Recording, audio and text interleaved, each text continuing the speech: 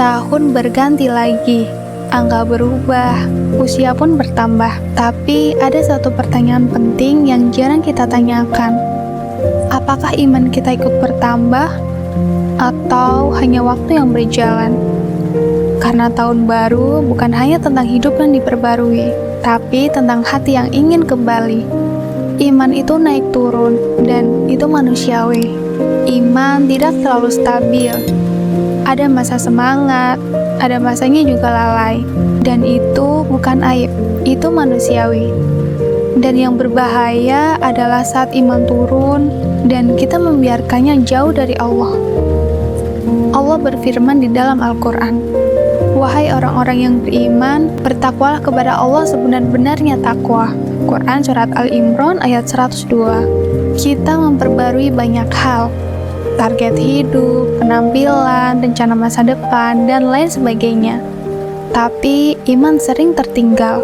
Padahal Allah itu sudah mengingatkan, dan janganlah kamu seperti orang-orang yang lupa pada Allah. Lalu Allah menjadikan mereka lupa pada diri mereka sendiri. Quran Surat Al-Hasyr ayat 19. Saat iman ditinggalkan, hatimu mudah gelisah. Meski hidup terlihat baik-baik saja, iman itu tidak perlu sempurna, tapi cukup kamu jaga. Upgrade iman itu tidak harus berat. Mulai dari yang sederhana dulu. Sholat tepat waktu, membaca Al-Quran meski satu ayat, memperbanyak istighfar, dan menjaga hati dari iri dan juga dengki.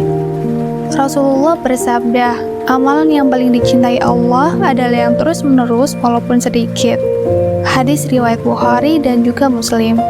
Jangan tunggu tahun baru untuk berubah, teman-teman. Banyak orang berkata, nanti di tahun baru aku akan berubah.